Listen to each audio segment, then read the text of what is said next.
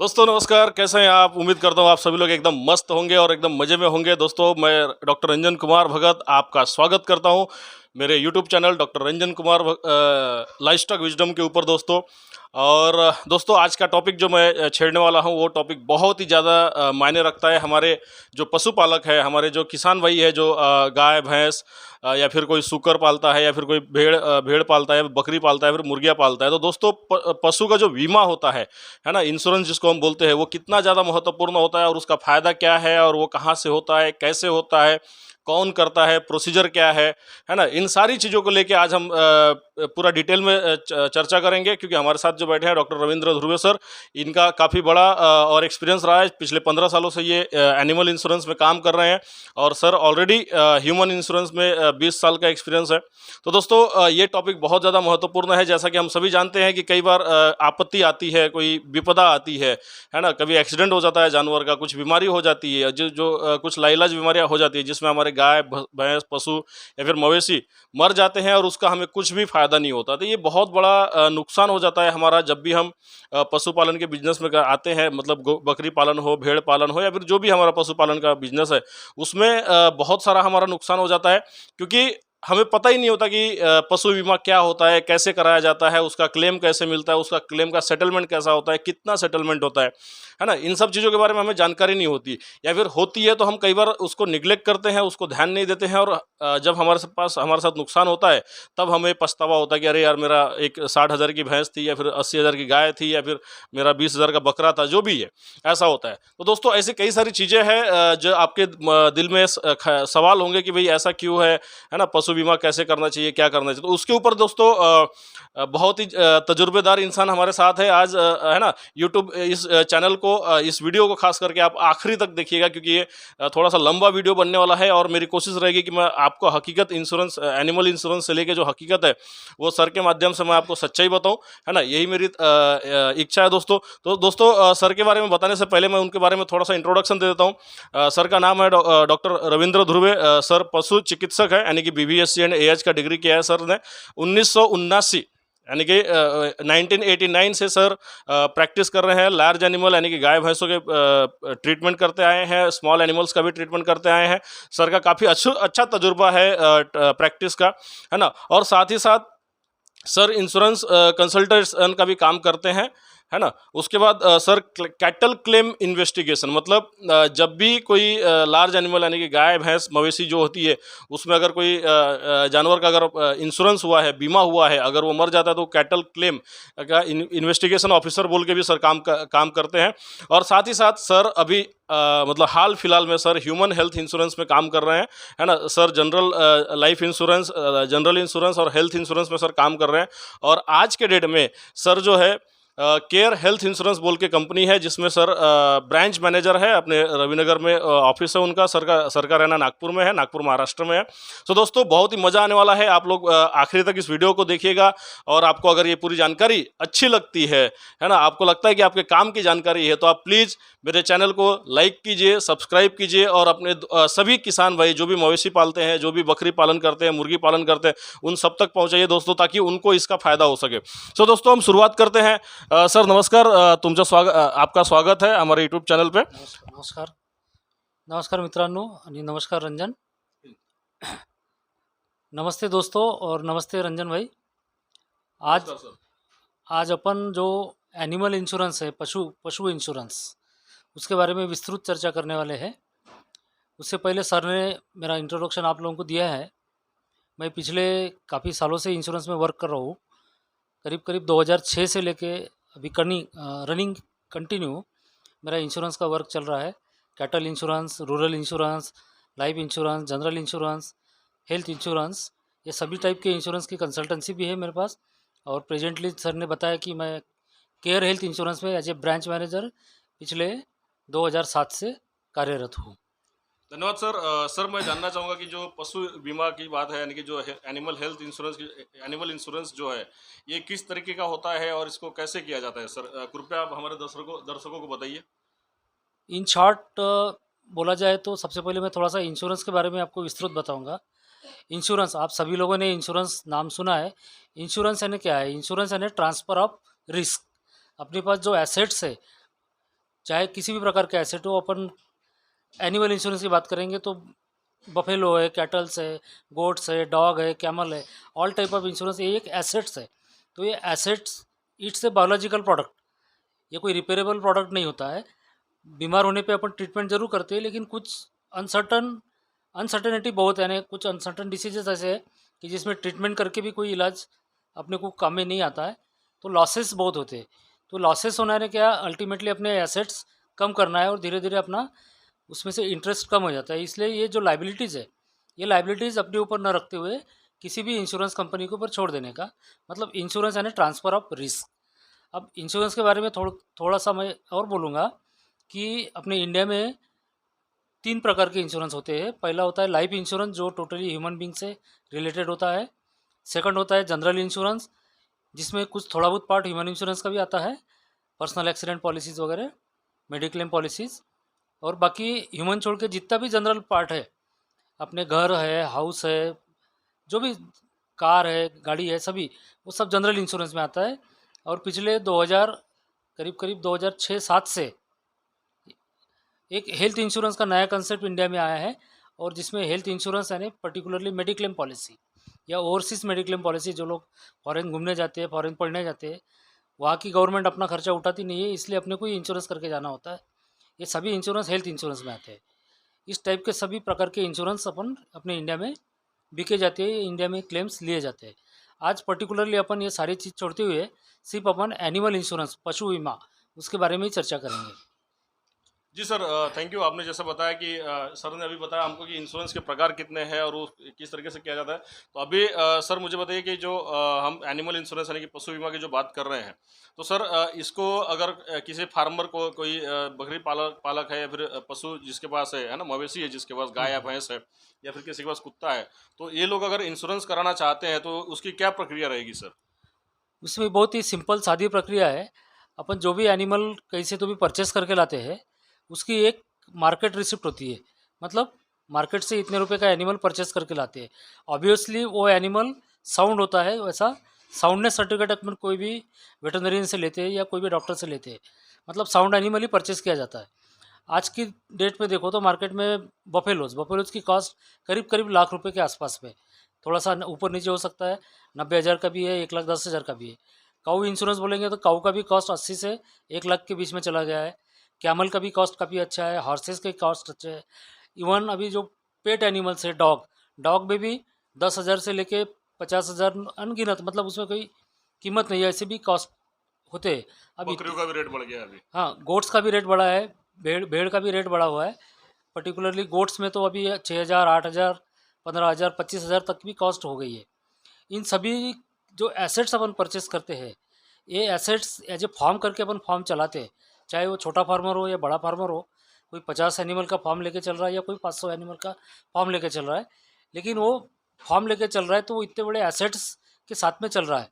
तो वो एसेट की जो लाइबिलिटीज़ है या एसेट की जो रिस्क है, वो रिस्क खुद कैरी ना करते हुए वो रिस्क किसी कंपनी के ऊपर ट्रांसफ़र कर देना चाहिए, ताकि होने वाले जो नुकसान है या होने वाले जो अपना डेवलपमेंट ग्रोथ है, वो ग्रोथ कहीं रुके ना, या फिर जो भी एनिमल्स मरते हैं तो उनका जो क्लेम्स है वो बहुत इजी तरीके से अपना क्लेम सेटल हो, ताकि उसका फार्म अच्छे से डेवलप हो सके। इसके लिए बहुत सिंपल सादी प्रक्रिया होती है। जैसा कि हमने बताया कि मार्केट से आप या कहीं से भी मार्केट एनिमल परचेस करके लाते हैं तो उसका एक मार्केट रिसिप्ट बना लीजिएगा। चाहे वो किसी घर से भी परचेस करते हैं तो उसके गांव से या कोई नियरेस्ट मार्केट से एक मार्केट रिसिप्ट परचेस कर लीजिए, मार्केट रिसिप्ट बना लीजिएगा। मार्केट रिसिप्ट, डॉक्टर का साउंडनेस सर्टिफिकेट, मतलब वो एनिमल साउंड है फॉर मिल्क पर्पज़ या ब्रीडिंग पर्पज़, ऐसे एक साउंडनेस सर्टिफिकेट। और फिर एक थर्ड पार्ट आता है इसमें, एनिमल टैगिंग यानी, क्योंकि अभी जैसे बफेलोज, ऑल बफेलोज आप ब्लैक कलर की दिखेंगी, बहुत ही गिनी चुनी बफेलोज थोड़े से वाइटिश कलर के दिखेंगी। अब ठीक है, ब्रीड वाइज जैसे मुर्रा बफेलोज है, तो मुर्रा बफेलो का कैरेक्टर्स सभी एक जैसा सरीका ही होता है। जितने भी एडल्ट एनिमल आप देखेंगे अबाउट 2.5 ईयर्स या अबाउट 3 ईयर्स, तो सारे एनिमल एक जैसे दिखते हैं।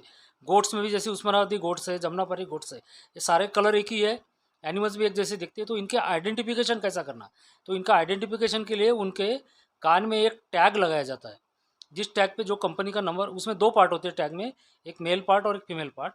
मेल पार्ट में जिस कंपनी से आप इंश्योरेंस करा रहे हो कंपनी का नाम और ब्रांच कोड लिखा रहता है, और जो फीमेल पार्ट होता है, फीमेल पार्ट में एक पर्टिकुलर नंबर रहता है, 001 से लेके जो भी सीरियल नंबर चल रहा होगा तो वो नंबर रहता है। वो दोनों जो टैग के पार्ट है, वो दोनों पार्ट एक पर्टिकुलर मशीन से, कंपनी मशीन प्रोवाइड कर दी है, वो कंप्यूटर मशीन्स में दोनों मेल फीमेल पार्ट फिक्स कर लीजिएगा, और बीच में ईयर रख के, या ईयर का कार्टिलेज जो होता है, कार्टिलेज रख के उसको पंच किया। ये पेच नहीं होता, मतलब ऐसा पेचकस से पेच नहीं किया जाता, इसको पंच किया जाता है। पंच करने से क्या होता है कि वो कार्टिलेज के बीच में मेल और फीमेल एकदम फिक्स बैठ जाते हैं, जिससे वो एनिमल का आइडेंटिफिकेशन अपन इजीली कर सकते हैं कि ये टैग का नंबर या ये टैग उस एनिमल को लगा हुआ है। तो वो टैग नंबर देख के वो एनिमल का आइडेंटिफिकेशन हो जाता है।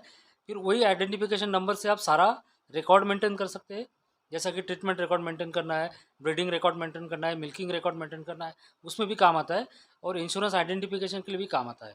इस प्रकार से आप टैगिंग करके उसका एक डॉक्टर का सर्टिफिकेट बनाएंगे। पहला तो साउंडनेस सर्टिफिकेट, दूसरा टैगिंग सर्टिफिकेट, और मार्केट रिसिप्ट। ये तीनों पेपर्स लेके आप किसी भी इंश्योरेंस कंपनी के कोई रिप्रेजेंटेटिव होंगे उनसे कांटेक्ट कीजिए, डायरेक्टली कंपनी से कांटेक्ट कीजिए। तो कंपनी में ये तीनों चीज़ें दे के, आजकल थोड़ा सा कभी कभी वो फ़ोटोज़ भी मांगने लगे, क्योंकि कॉस्ट ऑफ एनिमल्स बढ़ गई है, इसलिए फ़ोटो लगता है।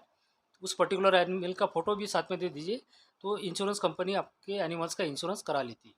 अब इंश्योरेंस करते समय इंश्योरेंस कंपनी एक कुछ मिनिमम नॉमिनल एक कॉस्ट रखती है। वो कॉस्ट कितनी होती है? जो कैटल्स या बफेलो है उनके लिए 4% ऑफ कॉस्ट ऑफ एनिमल।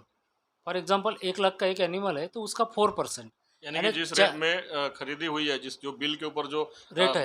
बाजार से जो उनको बिल मिला हुआ है, जितनी उस पे ऊपर कीमत लिखी हुई है उसका Yes. 4% उसका 4%। ये okay particularly kettles and buffaloes में। गोट्स में लेकिन ये 5% है, 5% है, ओके। बकरियों में 5% 5% है। है। Okay sir. डॉग्स में भी ये 5% है। ओके और क्या बोलेंगे, भी बाकी एनिमल्स है, जैसा हॉर्सेस में भी 4% है, कैमल में भी 5% है। इस टाइप का 4 to 5% या 4 to 6% में उसका प्रीमियम तय किया जाता है, यानी उतनी पैसा आप कंपनी में भर के उस एनिमल का इंश्योरेंस हो जाता है। इंश्योरेंस जैसा आपने पैसा कंपनी में डिपॉजिट कर दिया और ये सारे पेपर्स दे दिया, तो कंपनी एक आपको प्रूव करके एक रिसिप्ट और पॉलिसी डॉक्यूमेंट जनरेट करती है, जो आपके पास दी जाती है।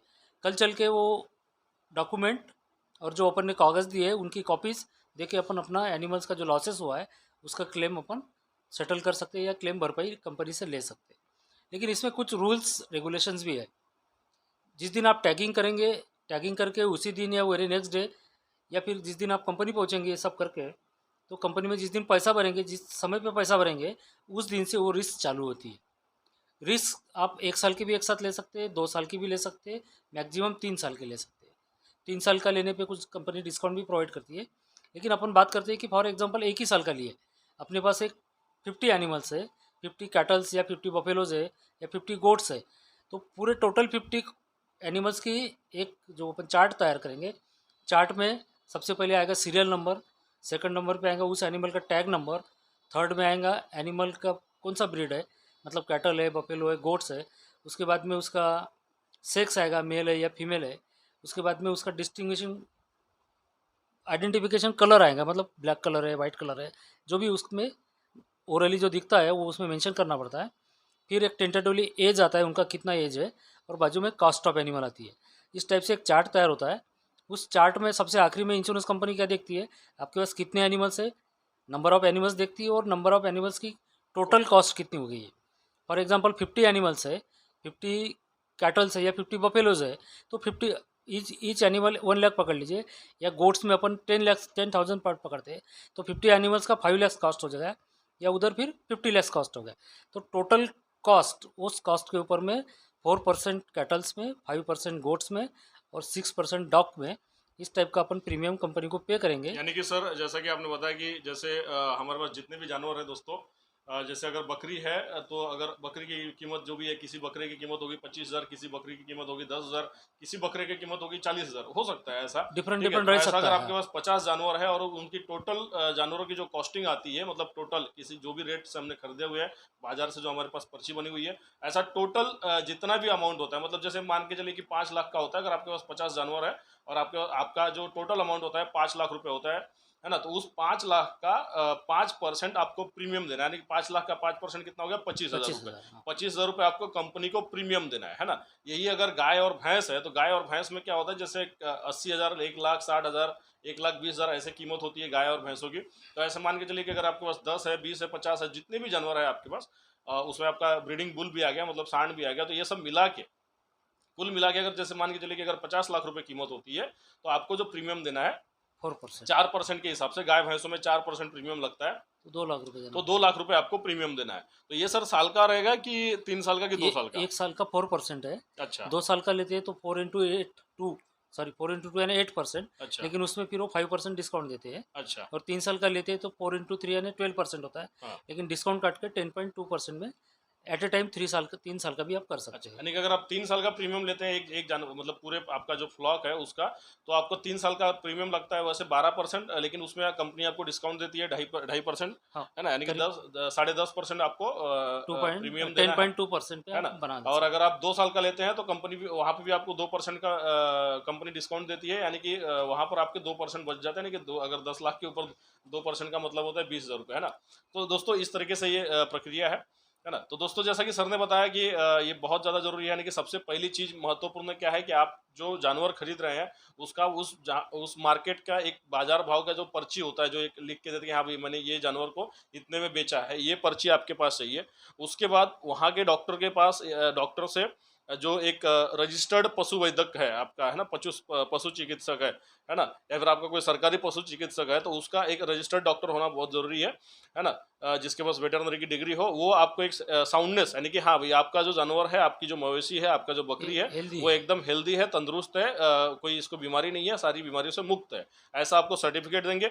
उसके बाद सर ने बताया कि आपको कंपनी मेल और फीमेल का एक कंसेप्ट होता है, जो ईयर जो होता है, ईयर को टैगिंग करते हैं आइडेंटिफिकेशन, मतलब पहचान के लिए, है ना। कल चल के आपका जानवर मर जाता है और आप क्या क्लेम किस बेस पे करोगे, तो उसके लिए कंपनी मेल पार्ट देती है। मेल पार्ट में क्या होता है कि वहां पर लिखा होता है कंपनी का नाम, और एक आंकड़ा होता है जिसमें जो उस खास उस बकरी के लिए, या फिर उस बकरे के लिए, या फिर उस मवेशी के लिए होता है ना। और फीमेल पार्ट में आपका एक ऐसा यूनिक नंबर होता है जो आप उसको रिकॉर्ड करके रख सकते हो। तो ये ईयर टैगिंग करना होता है, आप डॉक्टर के थ्रू भी करा सकते हो, अगर आप खुद एक्सपर्ट है तो आप ईयर टैगिंग मशीन आती है, उसमें आप डाल के उसको ईयर टैग कर सकते हैं, है ना। तो इससे क्या होगा कि आपका वो पंच आइडेंटिफिकेशन करना है पंच उसको। करना होता है उसको, है ना, वो कान में फिक्स हो जाता है, जल्दी निकलता नहीं है, और वो आपका इंश्योर्ड एनिमल हो जाता है ना।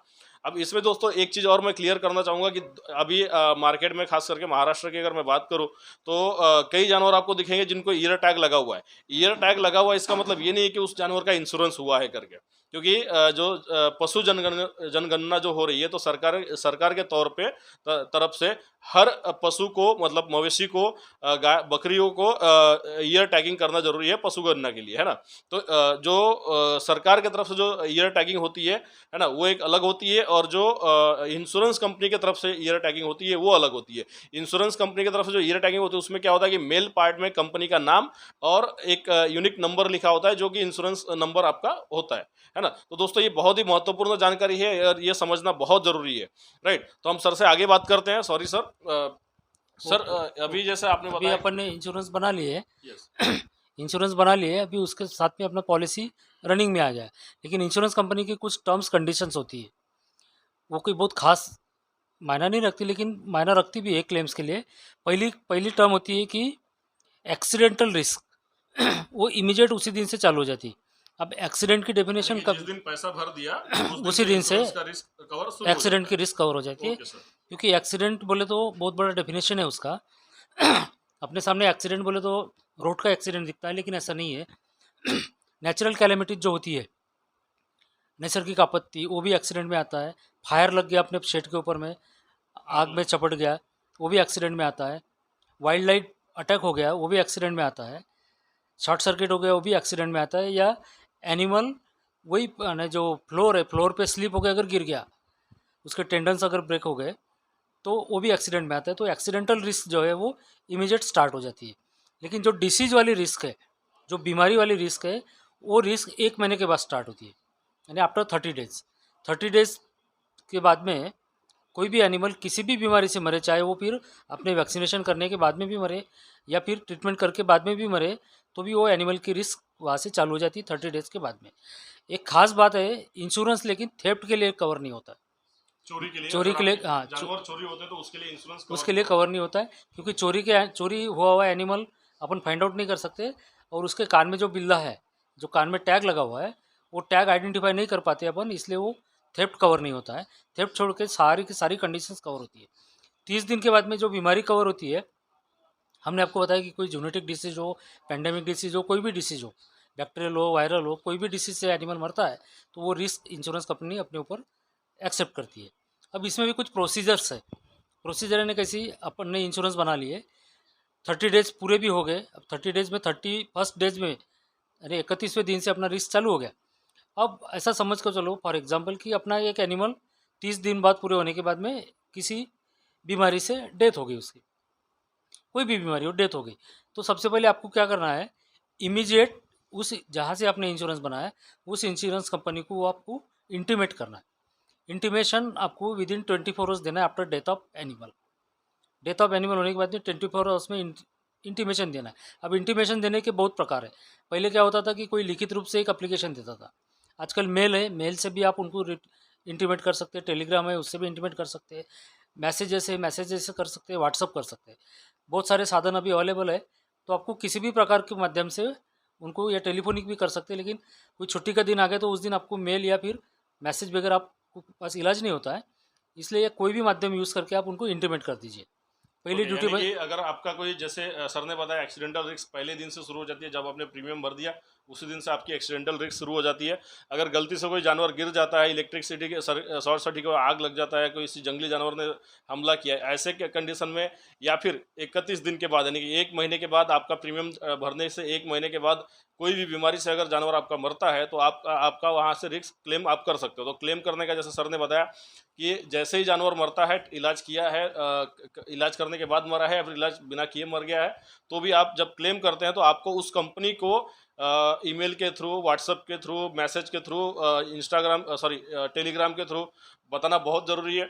अगर ऑफिस पास में नहीं है तो 24 घंटे के अंदर कंपनी को इन्फॉर्म करना, बताना बहुत ज़रूरी है। सही बात है sir? Yes yes, intimate yes with in sir, आगे 24 आवर्स। आगे बताइए सर। आपने इंटीमेट कर दिया, फिर आपके एरिया में या आपके तरफ जो भी कोई कंसल्टेंट होगा, जो वेटरनरी कंसल्टेंट होगा, या आपके एरिया में जो भी रजिस्टर्ड वेटरनरी डॉक्टर मिलेगा, उस डॉक्टर को कॉल करके बुलाइएगा, और उसके हाथ से वो जो डिसीज एनिमल है, जो मरा हुआ एनिमल है, उसका पोस्टमार्टम कीजिएगा।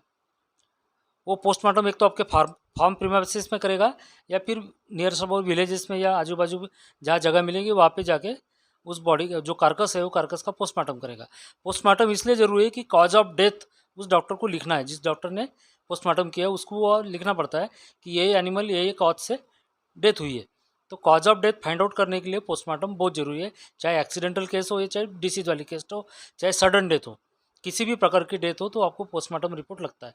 तो पोस्टमार्टम रिपोर्ट तभी वो डॉक्टर देगा जिनको आप कॉल करेंगे, वो एनिमल को आइडेंटिफाई करेगा और बाद में पोस्टमार्टम करेगा। उसको जो जो चेंजेस दिखेंगे बॉडी में, जितने भी वाइटल ऑर्गन्स है सभी में चेंजेस दिखेंगे। एक्सीडेंटल होगा तो वो ऊपर से यानी सुपरफिशियली कुछ मेजर कर सकता तो वो मेजर करेगा, या फिर पोस्टमार्टम यानी पूरा बॉडी चीरफाड़ करके अंदर के वाइटल ऑर्गन्स के जो चेंजेस हुए वो सारे चेंजेस वो आप पे मेंशन करेगा। यानी कंपनी को बताने के बाद एक पशु चिकित्सक, जो रजिस्टर्ड पशु चिकित्सक है आपके इलाके में, उसके हाथ से आप जो मरा हुआ जानवर है, जिसका जो एक्सीडेंटली मरा है या फिर बीमारी से मरा है, उसका पोस्टमार्टम करवाना बहुत आवश्यक है, क्योंकि वो डॉक्टर को जब तक मतलब वो बिल्ला जो कान को लगा हुआ है, इंश्योरेंस कंपनी दिया हुआ, उसको आइडेंटिफाई करेंगे, उसको चेक करेंगे कि वही बिल्ला है, वही जानवर है, और उसके साथ साथ वो पोस्टमार्टम करेंगे कि वो मौत की वजह क्या है, क्या वजह थी कि ये जानवर मर गया है, तो वो उस रिपोर्ट पे लिखेंगे। Right sir? Yes yes. Okay sir, thank you. और आगे तो सर? उनके थ्रू आपने पोस्टमार्टम करा लिए, पहले इंटीमेशन दे दिया, बाद में पोस्टमार्टम करा लिए, और फिर आपके नियर अबाउट जो विलेजेस है या फिर आपका जो फार्म पे जो लोग हैं उनको एक 5 6 7 लोगों को इकट्ठा करके एक सिंपल पंचनामा बना लीजिएगा। अच्छा। एक पंचनामा यानी 5 लोग उसमें साक्षीदार रहेंगे मिनिमम, 5 से 7 कितने भी चलते हैं, कि उन्होंने वो आपका मरा हुआ एनिमल देखा हुआ है जिसके कान में ये नंबर का टैग लगा हुआ था। तो पंचनामा की एक कॉपी, पोस्टमार्टम का एक रिपोर्ट और एक फ़ोटोग्राफ फोटोग्राफ भी आपको प्रूव करने में अच्छा, अच्छा हो फोटो जाता भी है। बहुत जरूरी है। हाँ, फोटोग्राफ कैसा कि आजकल सब ऑप्शंस हो गए, अपने मोबाइल में भी फोटो है, पहले जैसा तो है नहीं कि अपन वो फोटोग्राफर को बुलाएंगे फिर वो सही आएगा। बात है। तो अभी मोबाइल में सभी ऑप्शंस है। हम्म। फोटोग्राफ की वीडियो वीडियो कैसेट की ज़रूरत नहीं है, लेकिन फोटोग्राफ आपको प्रूव करना है कि ये एनिमल है, इसके कान में ये नंबर का बिल्ला लगा हुआ है और ये उसकी डेड बॉडी पड़ी हुई है, यानी बॉडी पड़ी है। एक तो फिर पोस्टमार्टम करते हुए भी एक दो फोटो लीजिए, यानी आप ही को प्रूव करना है कि देखो मेरा इतना अच्छा एनिमल था जिसके कान में ये बिल्ला लगा हुआ था और ये एनिमल ये ओके, कारण से यानी मर कि गया। जो पंचनामा रहेगा उसका भी एक फोटो लेना है। उसके बाद ईयर का जो कान का जो टैग है उसका भी हाँ, एक फोटो लेना है जो इंश्योरेंस कंपनी की तरफ से यस दिया यस, गया है। हाँ, उसके बाद उस पूरे मरे हुए जानवर का जो बॉडी है उसका एक पूरा फोटो लेना है। और साथ ही साथ जब डॉक्टर साहब पोस्टमार्टम करेंगे उसके भी फोटोग्राफ्स लेने हैं, 2 4 5 अच्छी क्वालिटी की फोटोग्राफ्स लेना है। फोटोग्राफ। और पंचनामा में जो साक्षीदार है उनका भी एक फोटो लेना है, राइट सर? हाँ, फोटो भी लेना है या फिर उनके एक कागज़ में सादा पंचनामा लिख लेना है। अच्छा। एक सिंपल पंचनामा होता है कि हम 5 लोग ये लिख के देते हैं कि ये एनिमल इनके फार्म का एनिमल था, या पर्टिकुलर इस आदमी के कब्जे में ये एनिमल था और ये एनिमल एक सडनली मर गया या बीमारी से मर गया जिसके कान में ये बिल्ला लगा हुआ था ओके ओके और सर। वो हमारे सामने हमने देखा है, और नीचे सही कर देंगे, यानी एक विटनेस इसके जैसा बाद होगा। का क्या प्रोसीजर उसके रहेगा? बाद में उसके कान में जो टैग लगा हुआ है वो टैग को बिल्ले के साथ में, यानी ईयर पीस के साथ में, जब जो टैग जहाँ पे फिक्स हुआ है उसके आजू बाजू का थोड़ा सा सरफेस पकड़ के उसको चाकू से या ब्लेड से कट कर लीजिए, यानी सिर्फ टैग बाहर नहीं निकालना है, उसका इंटैक्ट ईयर टैग है अच्छा, वो। यानी कि जो बिल्ला लगा हुआ है कान को, तो जैसे मान के चलिए यहाँ बिल्ला लगा तो कान के साथ, हाँ, मतलब वो कान का जो पोर्शन है वो बिल्ले के साथ में आना चाहिए, ना कि सिर्फ टैग आना चाहिए। वो कट करके आप कोई भी एक पॉलीथीन में रख लीजिए, स्मेल नहीं आना करके उसमें थोड़ा सा सॉल्ट रख दीजिए ताकि स्मेल नहीं आएगा। और वो पॉलीथीन वो पैक करके और ये सारे तीनों चारों पेपर्स जमा करके आप इंश्योरेंस कंपनी में पहुंचा दीजिए, यानी सबमिट कर दीजिए। अगर नियर बाय कंपनी है तो आप पर्सनली जाके दे सकते हैं, किसी आपके आदमी के साथ पास से भेज सकते हैं, या फिर एक रजिस्टर्ड पोस्ट से भी एक एनवेलप बना के उनको भेज सकते हैं। ये सारी चीज़ें उनको आपको, लेकिन जो जिस तारीख को आपने डेट इंटीमेट किया है या जिस डेट को वो एनिमल मरा है उस डेट से 30 डेज के अंदर, 30 दिन के टाइम मिलता है, 30 दिन के अंदर में ये पेपर्स कंपनी के पास में पहुंच जाना चाहिए। यानी कि क्लेम करने के लिए जब जानवर मरा है और हमने जब मतलब 24 घंटे के अंदर जब बैंक को इन्फॉर्म किया, इंश्योरेंस कंपनी को इन्फॉर्म किया, उसके 30 दिन के अंदर पोस्टमार्टम रिपोर्ट, कान का जो पोर्शन है और कान का जो बिल्ला है, मतलब ईयर टैग जिसको हम बोलते हैं, वो वो पंचनामा और पोस्टमार्टम की रिपोर्ट हमें कंपनी के पास भेजना अनिवार्य है। अनिवार्य है, सबमिटेड है। ओके जब सर। वो कंपनी के पास जाएगा तो उनका जो भी कंसर्न क्लर्क या कंसर्न पर्सन होगा वो उसको ओपन करके पूरा देखेगा। वो सिर्फ कंपेयर करेगा कि आपने जो पॉलिसी निकाली इसमें यही नंबर था कि नहीं, पहला पॉइंट देखेगा। दूसरा ओके। पॉइंट देखेगा कि पंचनामा किया है कि नहीं। तीसरा पॉइंट पोस्टमार्टम किया है तो कॉज ऑफ डेथ ये इससे किया है। इसके अलावा उसको अगर कुछ डाउट्स आता है तो वो एक आधा क्वेरी निकाल के आपको और करस्पॉन्डेंस कर सकता है। लेकिन ये अगर 3 और 4 चारों पेपर एक साथ आप देते, साथ में फोटोग्राफ भी देते, तो 99% कोई क्वेरी आती नहीं है और वो क्लेम प्रोसेस करने के लिए ब्रांच मैनेजर के पास चला जाता है। ब्रांच मैनेजर वो क्लेम प्रोसेस करके आपने जिस तारीख को सबमिट किया उस तारीख से वर्किंग 10 डेज के अंदर में, क्योंकि गवर्नमेंट का रूल है या IRDA जो इंश्योरेंस रेगुलेटरी डेवलपमेंट अथॉरिटी जो है उनके गाइडलाइंस है कि आपको पेपर्स मिलने के बाद में वर्किंग 10 डेज में उसका रिजल्ट आपको उस ओनर को देना है जिसने आपके पास इंश्योरेंस किया है। जो भी रिजल्ट है, आपने क्लेम पास किया है तो कितना पैसा दिया है, फेल किया है तो क्यों किया है, ये सारा रिपोर्ट्स उसको 10 दिन के अंदर में आपको देना पड़ता है। मोस्टली 99% सारे क्लेम सेटल हो जाते हैं। इस प्रक्रिया से अगर आप जाते हैं तो सारे क्लेम सेटल हो जाते हैं। तो साथ साथ में आपको एक वो बताना भूल गया मैं कि देते समय आजकल तो कैश मिलती नहीं या चेक भी मिलता नहीं, तो आपको आपका अकाउंट जो भी बैंक में नेशनलाइज अकाउंट का बैंक में है डिटेल, हाँ। तो बैंक अकाउंट डिटेल्स भी साथ में दे देने का, या फिर आप चेकबुक यूज़ करते तो एक चेक का फोटो या फिर एक कैंसल चेक बना के आप दे दीजिए ताकि कंपनी डायरेक्टली NEFT आपकी वो अकाउंट में उतना अमाउंट करती है। अब अमाउंट कितना कंपनी पास करती है, फॉर एग्जांपल अपन ने कैटल का इंश्योरेंस किया जिसकी कॉस्ट थी 80,000 रुपये, जो 80,000 का अपन ने प्रीमियम भरा, लेकिन इंश्योरेंस कंपनी 100% कभी क्लेम देती नहीं है कैटल्स में पर्टिकुलर, या फिर रूरल इंश्योरेंस में। उसमें आपको रूरल इंश्योरेंस में जो कैटल है, डॉग है, हॉर्स है, शीप है, गोट्स है, इन सभी को 80% ही लाइबिलिटी देती है कंपनी। 20% ओनर को बियर करना पड़ता है। 80% यानी 80,000 का एनिमल था तो 64,000 का अमाउंट आपके अकाउंट में वो सब बकरियों में भी सेम रहता है? सब सभी ऑल एनिमल्स में ओके, 80%। तो सर का कहने का मतलब ये है कि जब हम क्लेम का सेटलमेंट चाहते हैं, हमें जब क्लेम इंश्योरेंस क्लेम करते हैं, तो हमारे जो एनिमल्स होते हैं, जो भी एनिमल है उसकी जितनी कॉस्टिंग होती है, मतलब जितने का वो हमने खरीद के लाया था उसका जो इंश्योरेंस कंपनी है वो सिर्फ 80% पैसा देती है। यानी कि मान के चलिए अगर आपकी भैंस 1 लाख रुपए की है तो आपको कंपनी सिर्फ 80,000 रुपये देगी, 20,000 रुपये आपको बेयर करना पड़ेगा। या फिर अगर आपका 20,000 का बकरा है या फिर बकरी है तो अगर वो उस केस में आपको सिर्फ 80% ही मिलेगा, यानी कि 16,000 रुपये मिलेंगे, 4,000 रुपये आपको नहीं मिलेंगे। फिर भी दोस्तों ये बहुत बड़ी बात है, क्योंकि जो डेयरी फार्मर है या फिर बकरी पालक है, इनके इनके साथ ये जो वाकयात होते रहते हैं कई बार, है ना, बच्चा फंस गया तो गाय मर गई, या फिर ऐसी बहुत सारी बीमारी है जिसमें गाय और भैंसें मर जाती है। और बेचारा मतलब मेरे सामने की कुछ दिन पहले की घटना है, एक इंसान के कम से कम 8 मवेशी इलेक्ट्रिक शॉक लगने से मर गए,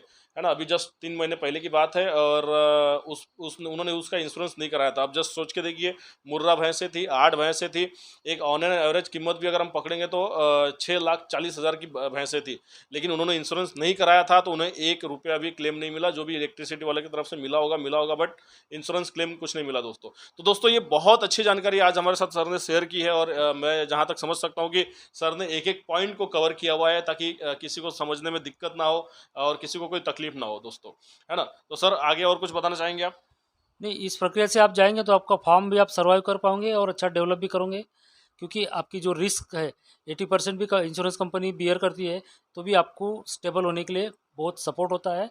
इंश्योरेंस प्रिवेंट आपके लॉसेस को प्रिवेंट करती है, प्रोटेक्ट करती है, और आप विली यानी एन्जॉयफुल आपका फार्म डेवलप कर सकते हैं, यस यस। एन्जॉयफुल आपका जो भी बिजनेस है वो रन कर सकते हैं। ओके सर, तो सर ओवरऑल सर का कहना जो है दोस्तों, मैं एक रिपीट कर देता हूँ थोड़ा सा इन शॉर्ट।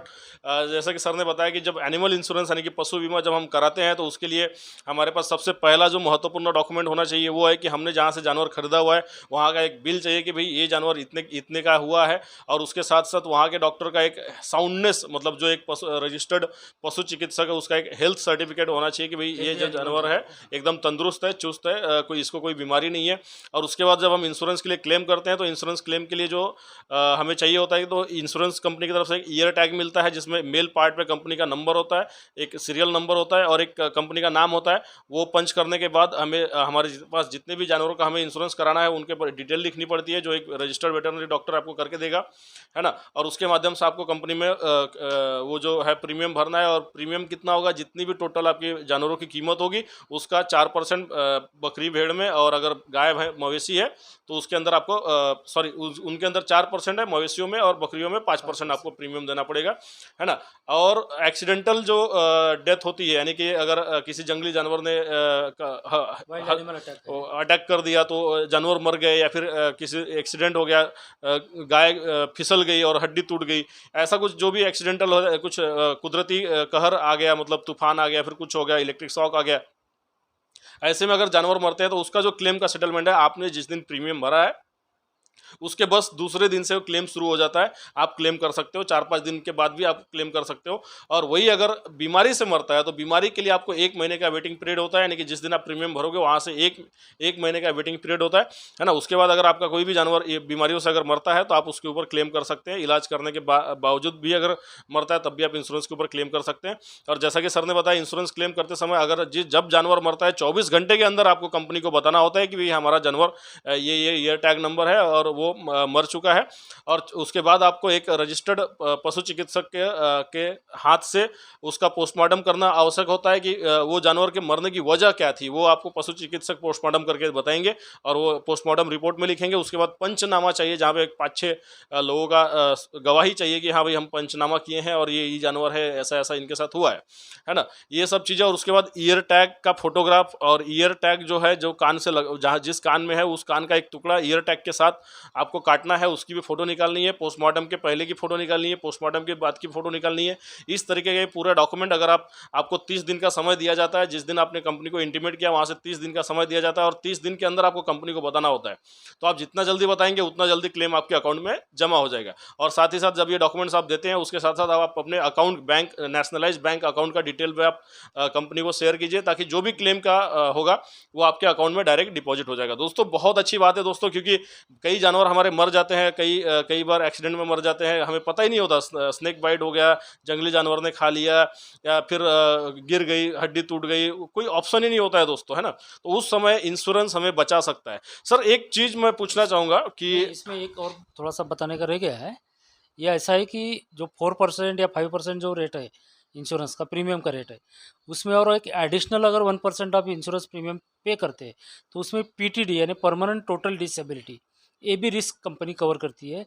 अब पीटीडी यानी क्या है कि कोई एनिमल अपन मिल्किंग पर्पज से लिया है और मिल्किंग पर्पज करते करते वो एनिमल का कोई अडर में से कोई एक टीट या दो टीट मस्टाइटिस हो गया, ब्लाइंड हो गए, तो जो उसकी प्रोडक्टिव कैपेसिटी थी 12 लीटर 15 लीटर जो एनिमल दूध देने वाला था आने वाले 200 दिन 300 दिन या 250 दिन या जितना भी दिन दूध देने वाला था, तो अपना उसमें लॉस हो जाता क्योंकि 4 टीट मिला के वो 4 टीट से आने वाला जो दूध था वो उतना होने वाला था, लेकिन उसके ड्यू टू एनी डिसीज या ड्यू टू किसी कारण से अगर वो 2 टीट बंद हो गया, 1 टीट बंद हो गया, तो उस पर्टिकुलर रेशो के हिसाब से यानी 4 टीट का 12 लीटर या 15 लीटर दूध आने वाला था, वही 2 टीट है तो आधा दूध हो जाएगा, एक ही टीट खराब हो गया तो 2/3 मिल्क आएगा, तो जो उसमें भी लॉसेस है वो भी इंश्योरेंस कंपनी कवर करती है।